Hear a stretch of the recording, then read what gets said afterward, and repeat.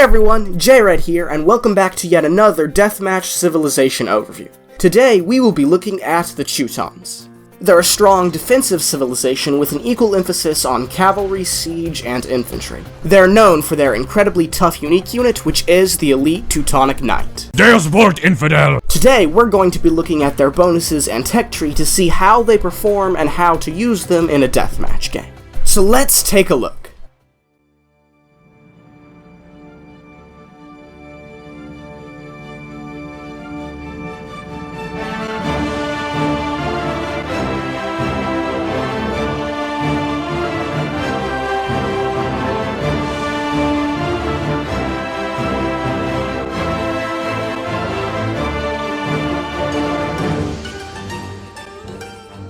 So let's look at their bonuses. The first one is that the monk healing range is doubled. Now, monks have 12 range, so does this mean that they can heal units twice as far away, making them intercontinental ballistic medics? Well, no, because the monks actually don't heal at the same range that they convert at, and the range is still kinda short.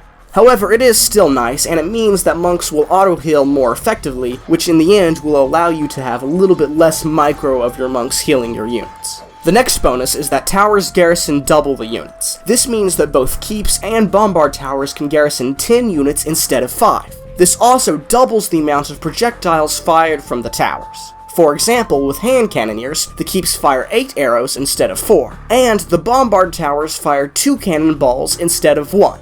Now, keep in mind that Teutons don't have bracer, which means their towers aren't quite as powerful as normal, and I'm not saying that you should just make towers in order to garrison. However, it's still something interesting to know. Also relatedly, town centers can garrison plus 10 units, which means you can hold 25 villagers instead of 15. This means that you'll save more villagers from raiding, and that you can fire 15 arrows instead of 8. However, keep in mind that you still need to notice the raiding, and that in the end, the TC will very likely die anyway without units sent as backup, so it's not like this bonus transforms town centers into castles or something like that. However, it is still pretty handy. Next, Teutons get free murder holes, which is probably pretty nice, but it's not really applicable for deathmatch games, so I can't really examine this. Next, farms cost minus 33%, meaning they cost 40 wood instead of 60 wood. I would view this more as a wood bonus than a food bonus because it means you don't have to spend quite as much wood on creating your economy. In random map, it'll allow your boom to be better because you don't have to have quite as many villagers on wood, but in deathmatch, the reality is that the easiest resource to gather is wood, and as such, wood bonuses really aren't the best in my opinion.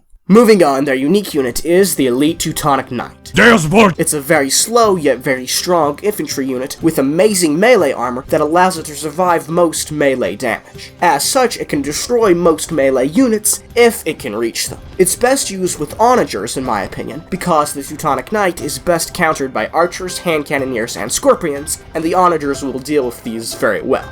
It is very expensive for an infantry unit at 85 food and 40 gold, but it's very population efficient, which means it can mostly replace halberdiers in the later stages of deathmatch games.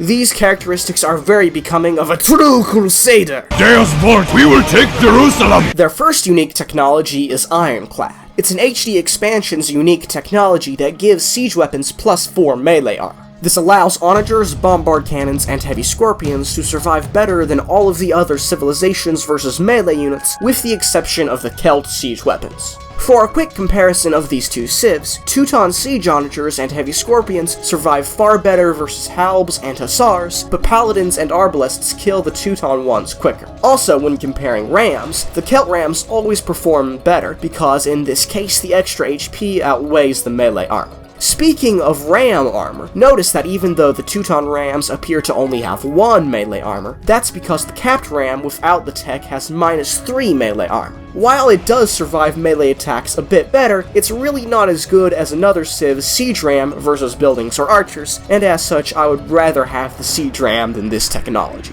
Their next tech is Crenellations, which gives the castles plus 3 range, and it allows garrisoned infantry to fire arrows. Please remember, however, that the Teutons do not have bracer, so it's really just plus 2 range, and it deals a little bit less damage. However, because it shoots a volley of arrows, this less damage isn't really that important, and the extra 2 range means it can take out bombard cannons, which can be very annoying for your enemies. In general, castles are just more effective at defending for the Teutons because enemies have to stay that much further away. And finally, their team bonus allows units to resist conversion. It could be nice in random match for knights, I suppose, but it's not really that applicable in deathmatch, except maybe with Persians. Overall, most of their bonuses are defensive in nature, by giving units more armor or by allowing them to garrison more effectively inside of buildings. I don't really see their bonuses as requiring a lot of investigation, so let's move on to talk about their tech tree. To start off, their archers are below average for a deathmatch game, because they don't have Bracer, Arbalist, Heavy Cavalry Archer, Thumb Ring, or Parthian Tactics. They do have hand cannoneers, but you probably won't use them that much, having both Heavy Scorpions and Elite Teutonic Knights. It does, however, keep them from being bottom tier.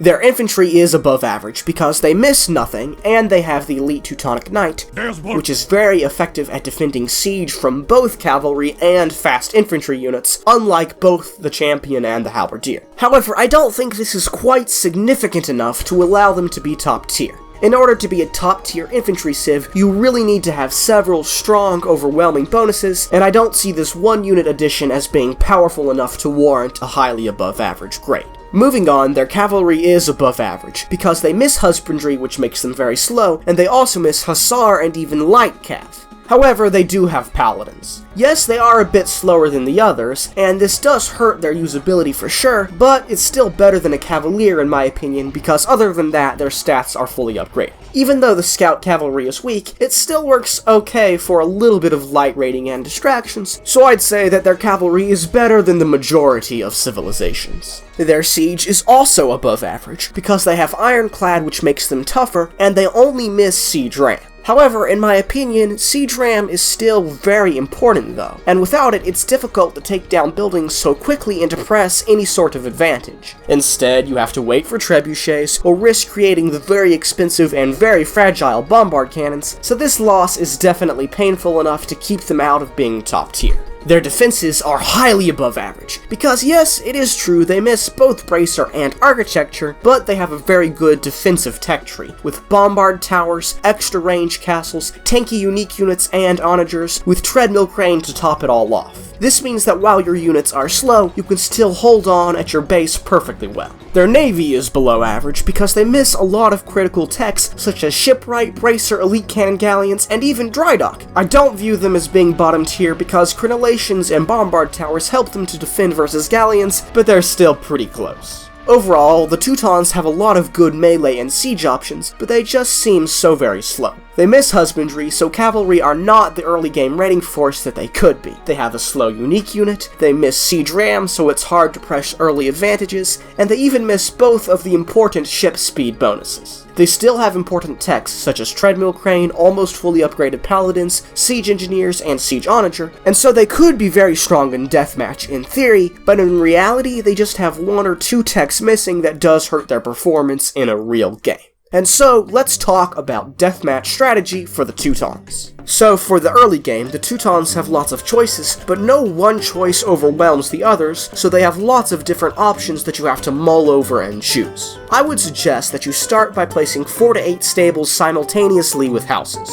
You'll then follow this up with 5 or less barracks and 4 to 5 siege workshops. The more stables you make, the less barracks you'll make, and vice versa, because while Teutons do have good paladins, you don't really use them to pressure the opponent early because they're so slow, and instead you'll send small groups of paladins and halbs to secure hills, golds, and other key areas of map control early. You need to get siege out early onto these hills so that you can defend them from enemy attacks, and the various Teuton defensive bonuses help this strategy. So this means you don't need to waste time on creating extra military buildings before your siege workshops. I would suggest that you should go for around 4 stables and 4 or more racks versus camel, paladin, and elephant civs, but drop the barracks entirely versus most infantry, archer, and siege civs. Get the onagers out, and then place at least 3 castles on hills to gain map control, and to create elite Teutonic Knights to guard your siege. If you're playing in a game where bombard towers are allowed, it's probably a very good idea to build them, but be careful not to go overboard because you'll run out of stone and this may make it difficult to secure more ground in the future.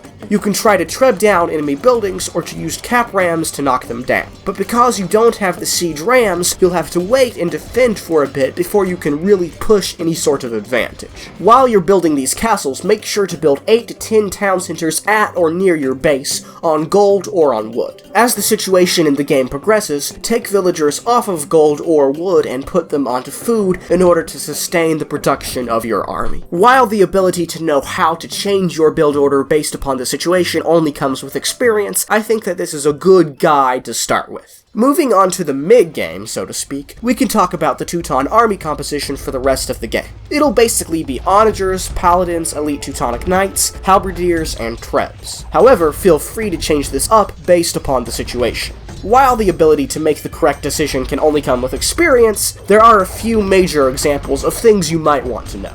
First, in 1 vs 1s, oftentimes it makes more sense to make less elite Teutonic Knights and more halberdiers, because elite Teutonic Knights are pretty gold intensive. This might be different versus an infantry heavy civilization, but in my experience, paladins and halbs will oftentimes work just as well, and you'll be saving a lot more gold, which is important for 1 vs 1s because you don't have trade. You'll also make a lot more halbs versus heavy cavalry civilizations, because while the elite Teutonic Knight is tough, the halbs can clear out cavalry quicker, and strong cavalry civs such as Franks and Huns can apply pressure far earlier than you can, so it's very risky to assume you can get enough castles out to pump elite Teutonic Knights. Heavy Scorpions are a good addition versus the Goths and the Meso civs, but make sure to protect them. Also, bombard cannons are an interesting addition, because they can destroy enemy onagers, scorpions, trebuchets, and towers. However, they are very fragile and very expensive, so my advice is to make them only if you know you can defend them, or if the potential to destroy a large portion of the enemy army is very large. While you do have paladins to raid, in my experience it's more effective to use your strong army to push your opponent head-on and destroy buildings. Now, don't get me wrong, I'm not saying that you shouldn't raid. It's a deathmatch game, you almost always raid in deathmatch games.